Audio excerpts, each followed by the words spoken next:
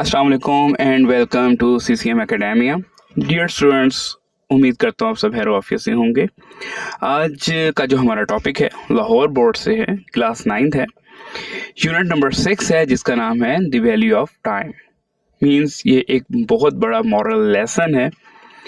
इसमें एक एग्जाम्पल दी गई है जिसके ज़रिए स्टूडेंट्स को टाइम मैनेजमेंट सिखाई गई है। तो शुरू करते हैं आज का लेक्चर जिसका नाम है द वैल्यू ऑफ टाइम। तासीर was well known for his cheerful nature and kind heartedness.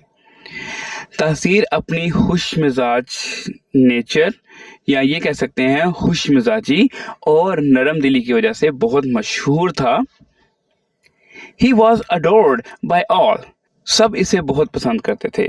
But लेकिन डेस्पाइट दीज एडमायरेबल क्वालिटीज, लेकिन इन खूबियों के या इन काबिल तारीफ खूबियों के बावजूद ही हैड वन फ्लॉ, उसके अंदर एक खामी थी।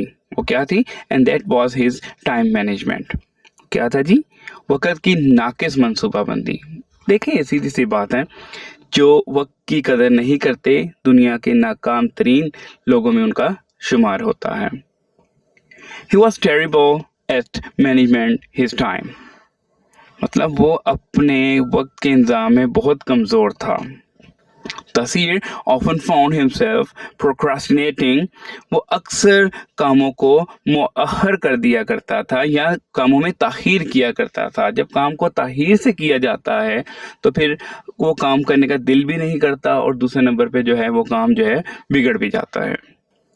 He used to spend hours engrossed in video games, मतलब he used to spend hours, वो वक्त गुजारा करता था, घंटे गुजारा करता था engrossed फजूल में in वीडियो गेम्स में, चैटिंग विद फ्रेंड्स, दोस्तों से गपशप लगाने में, एंड डे ड्रीमिंग, और ख्याली पुलाव बनाने में, ख्याली दुनिया में रहने में, ये कह सकते हैं।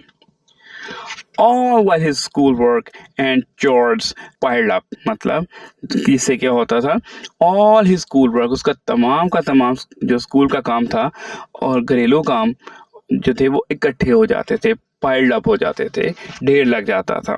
Despite his good intentions, अपने नेक इरादों के बावजूद, he always seemed to run out of time, वो हमेशा वक्त के पीछे रह जाता या वक्त से पीछे रह जाता, leading to rushed assignments and incomplete tasks, जिसकी वजह से उसके काम जल्दी में और अधूरे रह जाते।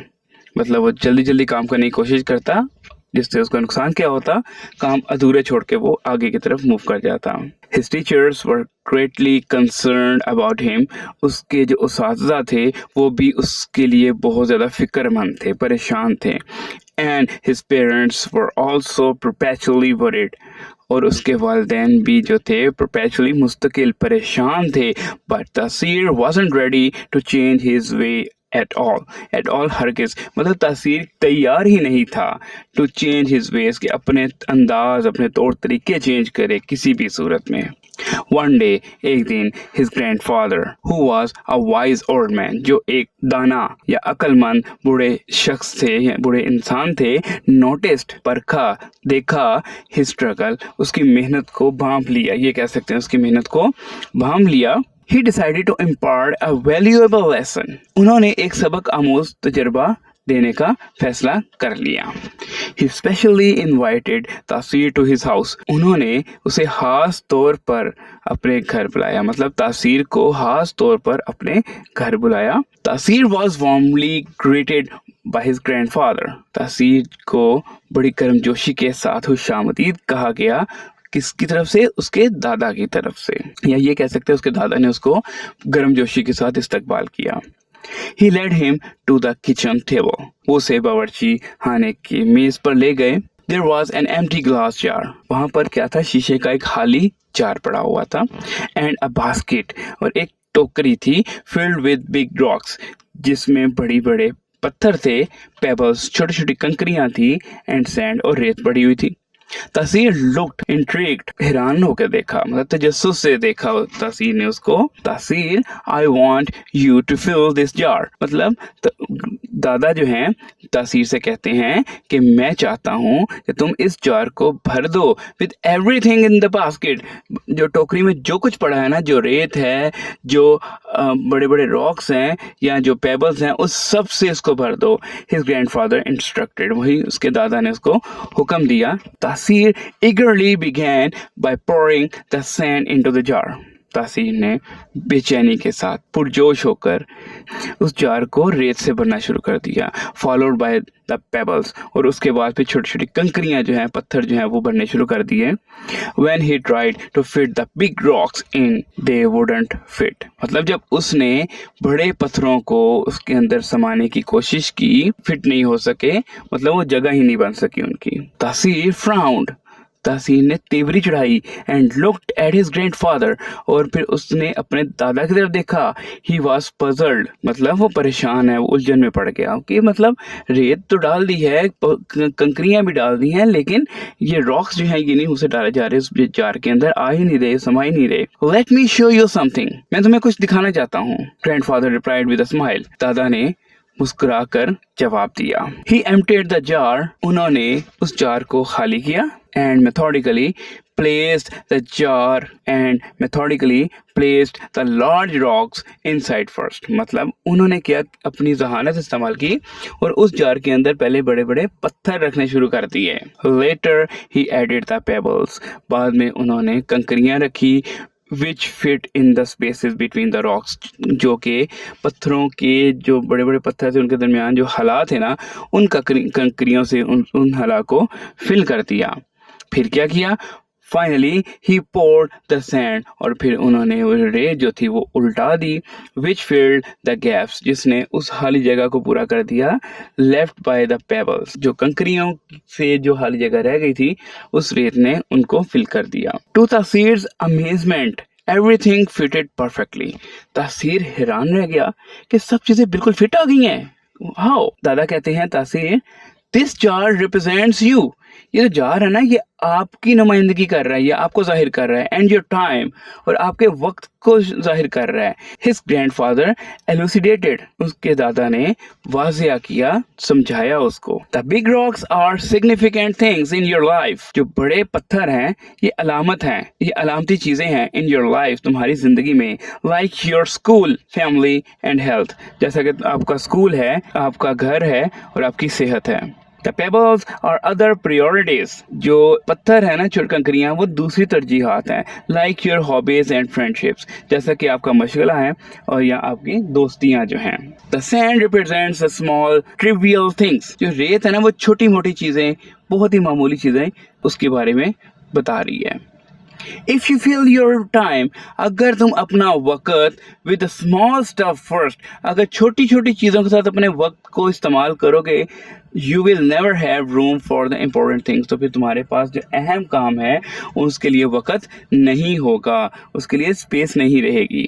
But if you prioritize the big rocks, लेकिन अगर तुम बड़े पत्थरों यानी कि बड़े कामों की तरफ तरजीह दोगे, everything else will find its proper place, तो फिर क्या होगा, चीज़ें अपनी जगह खुद बना लेंगी। मतलब पहले अहम काम, वेरी इंपॉर्टेंट वर्क, उसके बाद लीस्ट इंपॉर्टेंट, उसके बाद जो भी छोटे मोटे काम हैं जो ज़रूरी नहीं ना भी किए जाएं तो है, उसके लिए फिर आप टाइम निकाल सकते हो।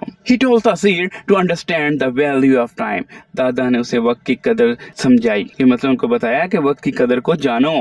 ही ऑल्सो एडवाइज, उन्होंने ये भी नसीहत की, प्रायोरिटाइजिंग हिज टास्क, अपने उन कामों को तरजीह दो, एंड फोकस उन पे तवज्जो दो, ऑन वर्ड्स ट्रूली इंपॉर्टेंट, जिनकी सबसे ज्यादा अहमियत है आपकी जिंदगी में।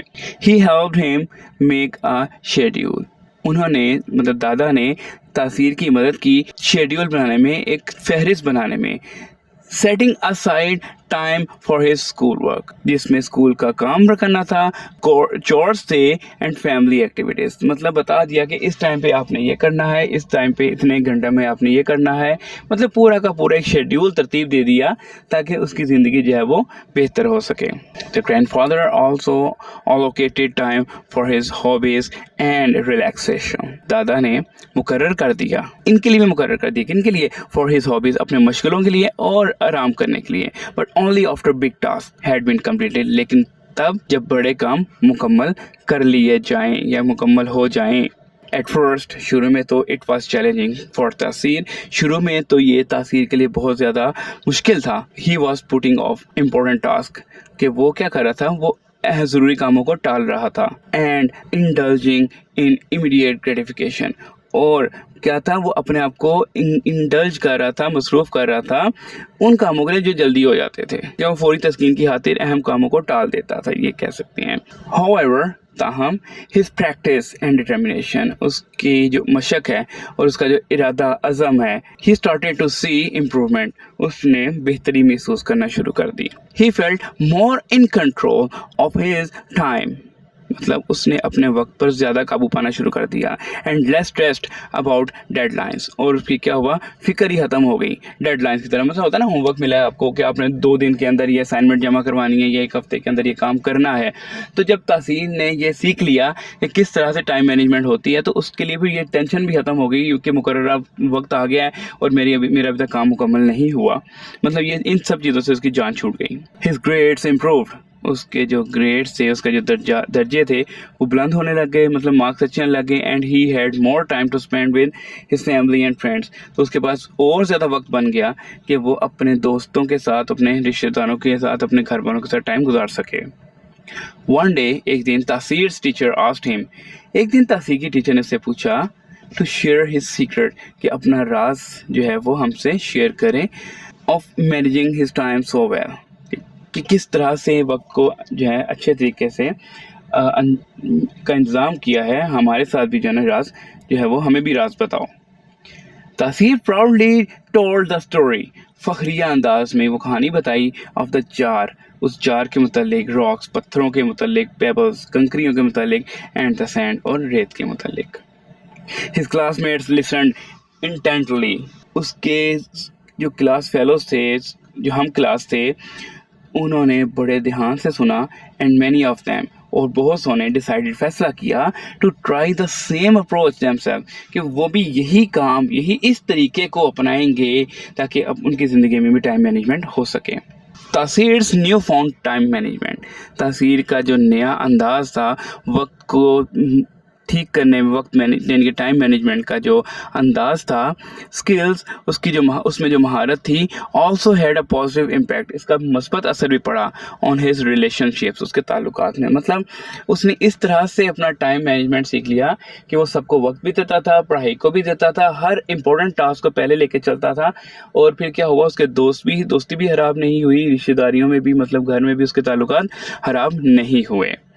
His parents were proud of his progress, उसके वालिदैन जो थे फ़ख्र महसूस किया उसकी तरक्की पर। एंड हिज फ्रेंड्स अप्रिशिएटेड, और उसके दोस्तों ने तारीफ़ की, that he was more reliable, कि वो अब और ज़्यादा जो है काबिल एतबार हो चुका है। तासीर ने सीख लिया दैट के by prioritizing the important things in life, कि ज़िंदगी में अहम चीज़ों को तरजीह देने पर, he was not only achieving more and more, कि उसको ना सिर्फ ज़्यादा से ज़्यादा कामयाबियाँ मिल रही हैं, but also living a balanced and fulfilled life. Even उसके साथ मतलब जो वो अपनी मतवाज़न और यानी कि ख्वाहिशा से भरपूर ज़िंदगी जो है ना वो गुजार रहा है। जैसा पहले ख्वाबों में रहता था, ख्याली पुलाव में रहता, मैं ये कर लूँगा, इतने बजे ऐसे कर लूँगा, इतने बजे ये कर लूँगा, क्या होता था, काम मुकम्मल नहीं होता था। From that day on, उस दिन के बाद, तासीर remembered his grandfather's wise words, तासीर ने अपने दादा की उस नसीहत को, ये कह सकते हैं कि उस नसीहत को याद रखा। And the lesson of the jar, और फिर क्या था, वो जो जार का जो सबक था वो भी उसने अपने पास महफूज रखा। He became a master of time management, क्या हो गया, वो वक्त का माहिर बन गया। And the lesson he learn, और जो सबक उसने सीखा कंटिन्यू टू गाइड हिम, वो उसकी रहनुमाई करता रहा through the rest of his life, उसकी बाकी आने वाली ज़िंदगी में। ही ग्रू अप, वो जवान हो गया, टू बी अ सक्सेसफुल, एक कामयाब एंड हैप्पी इंडिविजुअल, ये कह सकते हैं कि वो कामयाब और खुश इंसान बन गया। Always making time for what truly mattered, मतलब ऑलवेज मेकिंग टाइम, हमेशा वक्त को बनाता फॉर व्हाट ट्रूली मैटर, कि जिस काम की जिस पे ज़रूरत है उसी के ऊपर वो ध्यान देता ज़्यादा। एंड सो, और इसी तरह से तासीर स्टोरीज बिकेम चेरिश्ड टेल, और फिर तासीर की कहानी जो है वो एक शानदार कहानी बन गई, रिमाइंडिंग एवरीवन, जो सुनाई जाती है, of the importance of managing time, जो वक्त की अहमियत के बारे में सबको बताती है, wisely and prioritising the things that truly matters. मतलब इसको इस तरह से कह सकते हैं, यूँ तासीर की कहानी एक प्यारी मिसाल बन गई जो सबको याद दिलाती है कि वक्त को दानिशमंदी से इस्तेमाल करना और ज़िंदगी की अहम चीज़ों को तरजीह देना कितना ज़रूरी होता है। ये तो था आज का यूनिट नंबर 6, जिसका नाम है द वैल्यू ऑफ टाइम। इसकी ट्रांसलेशन हमने पढ़ ली है, उम्मीद करता हूँ आपको अच्छे से समझ आ गई होगी। अब बारी आती है इसके थीम की। थीम ही आपके सामने डिस्प्ले हो रहा है। डिस्प्ले थीम के मतलब मैं अगर एक्सप्लेन करना चाहूँ तो थीम यही है कि वही लोग दुनिया में कामयाब हैं जो वक्त की पाबंदी करते हैं, जो टाइम मैनेजमेंट के स्किलफुल पर्सन हैं, वही सिर्फ दुनिया में अच्छे मुकाम तक पहुंच सकते हैं। अब इसके आती है क्वेश्चन आंसर्स की बारी, वो आज के लेक्चर में डिस्कस नहीं करूंगा। क्वेश्चन आंसर्स के लिए और ग्रामर के लिए मैंने जो है सेपरेट लेक्चर जो हैं वो अपलोड करने हैं, तो नेक्स्ट इंशाल्लाह लेक्चर में जो है मैं आपको इसके क्वेश्चन आंसर्स करवाऊँगा। तब तक के लिए दुआ में याद रखिएगा, अपना बहुत सा ख्याल रखिएगा। अल्लाह हाफिज़।